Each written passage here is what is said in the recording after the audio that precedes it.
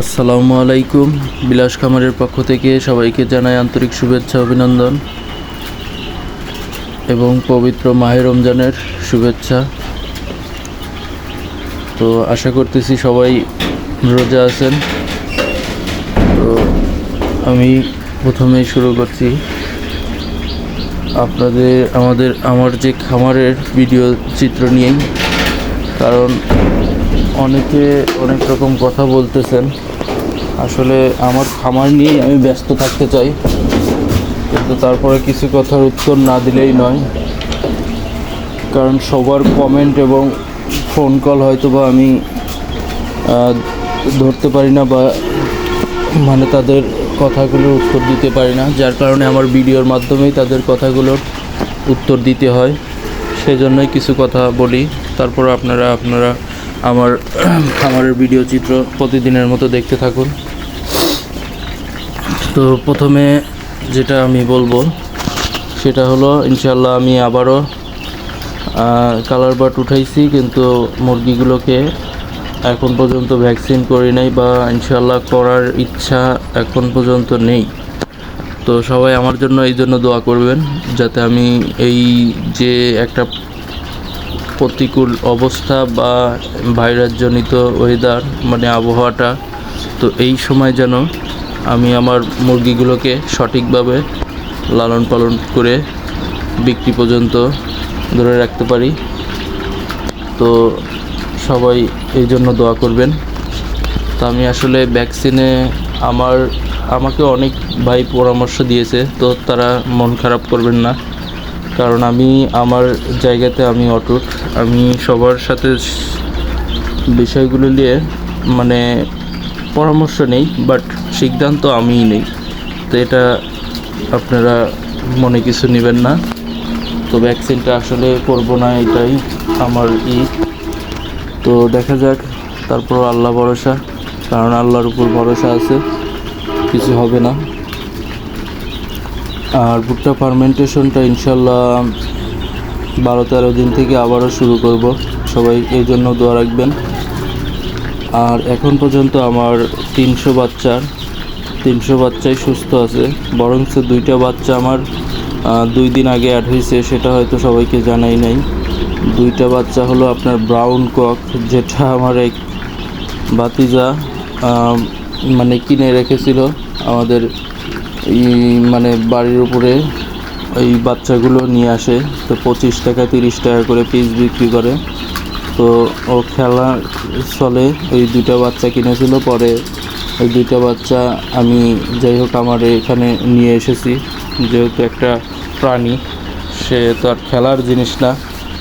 তো এই জন্য ওকে লালন পালনের জন্য আমার এখানে অ্যাড করে দিয়েছি। তো 302টা টোটালি আছে এখন পর্যন্ত সুস্থ, একটা বাচ্চাও মর্টালিটি হয় নাই। তো এই জন্য আল্লাহর কাছে অশেষ কৃপা যে আল্লাহ এই পর্যন্ত আমার উপরে সহায় হয়েছে। তো আরও কিছু কথা হলো যে, আমাকে অনেক ভাই বুঝে না বুঝে অনেক রকমের প্রশ্ন করে, যদিও প্রশ্নগুলো আমি অনেক আগেই উত্তর দিয়েছি। তো তারপরও আবারও বলতেছি, ভাই সয়াবিন খোল আর সয়াবিন এই দুটা কিন্তু পৃথক জিনিস, এবং সয়াবিন খোল যেটা কিন্তু তেল বের হওয়ার পরে যে দানাগুলো অবশিষ্ট থাকে সেটাকেই বলা হয় সয়াবিন খোল, যেটার ভিতরে প্রচুর পরিমাণ প্রোটিন থাকে, বাট ফ্যাট হয়তো বা কম থাকে, যেটা আস্তা সয়াবিনে থাকে।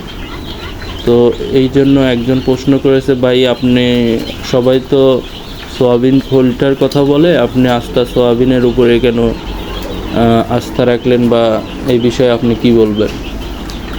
তো আজকের ভিডিওতে এখন 2 মিনিট হোক আর যে কয় মিনিট হোক, আমি একটু আপনাদের এই বিষয়টা বুঝাই দেই। কারণ আস্তা সয়াবিনটা আসলে সব জায়গায় ওইভাবে অ্যাভেলেবল না, যার কারণে এটা নিয়ে মানুষ পরীক্ষা চালায় নাই বা পরীক্ষা করতে আগ্রহী না। যে জিনিস আসলে পাওয়ার সম্ভাবনা কম, সেই জন্য এই বিষয় নিয়ে মানুষ একটু আগ্রহ কম। তো এই জন্য আমি এই জিনিসটা নিয়ে আগ্রহ প্রকাশ করেছি, বা তারা করে নাই, এটা তাদের হয়তো ব্যর্থতা, বা তাদের এটা জেনে বুঝেই করেছে।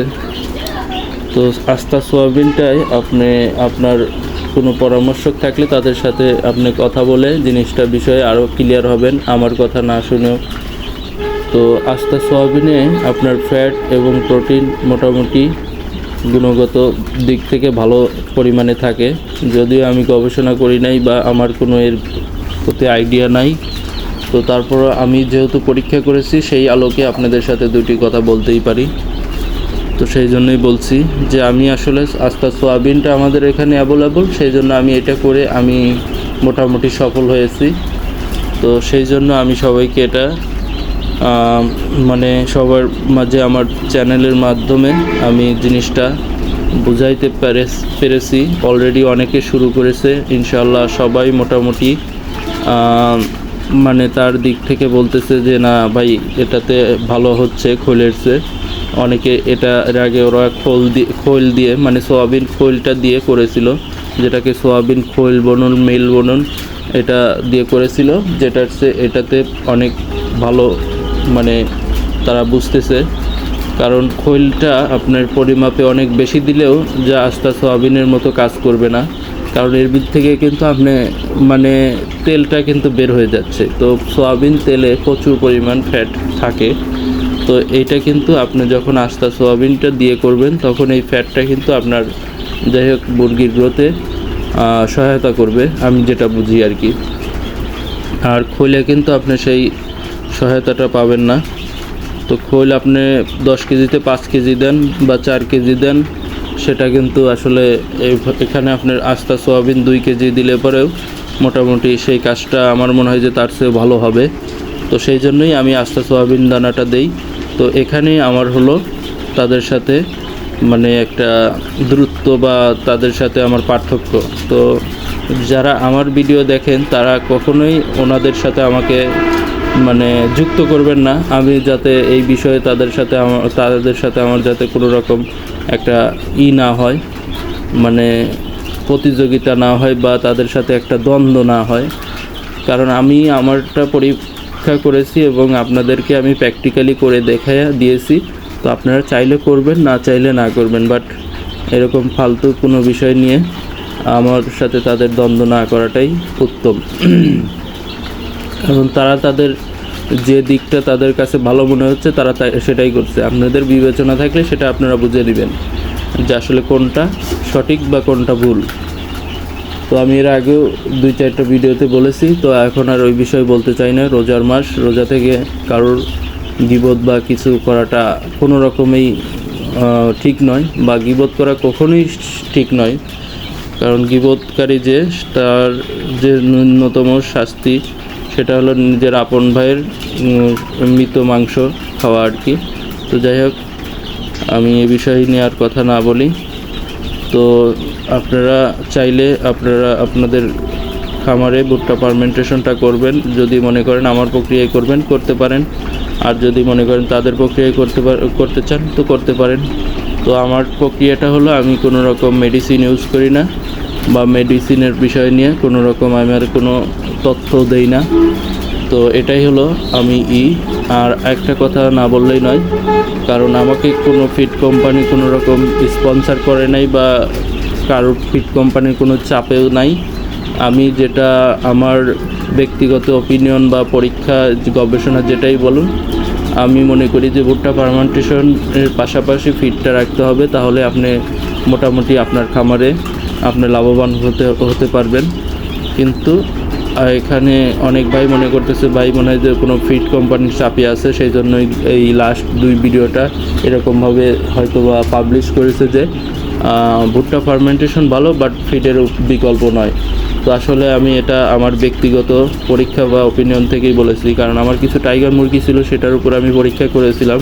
শুধু ভুট্টা ফার্মেন্টেশন খাওয়ানোর কারণে আমার টাইগার মুরগিগুলো প্রথমে গ্রোথ ভালো আসলেও যখন আমি ফিড খাওয়াইছিলাম পাশাপাশি একটু ভুট্টা ফার্মেন্টেশন দিয়েছিলাম, কিন্তু যখন আমি ফিডটা বন্ধ করে শুধু ভুট্টা ফার্মেন্টেশন দিয়েছি, তখন আমার মোটামুটি মুরগিগুলো আর ওরকমভাবে গ্রোথটা ডেভেলপ করে নাই। তো তখন আমি বুঝতে পারি যে এখানে ফিডের মিশ্রণটাও লাগবে, তাহলেই আপনার মুরগি গ্রোথে আসবে। তো ওদের ভুট্টা ফার্মেন্টেশন খাওয়ানোতে ওদের মুখের রুচিটা বেড়ে যায়, তখন ওরা খাবারটা বেশি খায়, তখনই ওদের গ্রোথটা আরও বেশি হয়। কিন্তু এর মানে এই নয় যে শুধু ভুট্টা ফার্মেন্টেশন খাওয়ালে আপনার মুরগি পরিপূর্ণ গ্রোথে আসবে। তো এই কথাটাই আমি বুঝাইতে চেয়েছিলাম। তো ভিডিও আসলে বড় হয়ে গেছে, তো আমি আসলে এত বড় ভিডিও বানাইতে চাই না, কিন্তু অনেক ভাইয়ের প্রশ্নের কারণে আমার ভিডিওগুলো বড় হয়ে যায়। তো এই জন্য সবাই ক্ষমা দৃষ্টিতে দেখবেন। আর কোনো কথা নয়, আমার একটা মুরগি একটু অসুস্থ দেখতেছি, তো এই মুরগিটাকে আমি যাই হোক নিজে নিজে খাইয়ে একটু পানি খাইয়ে দেবো যাতে সুস্থ হয়ে যায় আগের মতো। তো দেখা যাক, তারপর বাকিটুকু আল্লাহর ইচ্ছা। তো সবাই ভালো থাকবেন, সুস্থ থাকবেন, আল্লাহ হাফেজ, আর আমার জন্য দোয়া করবেন।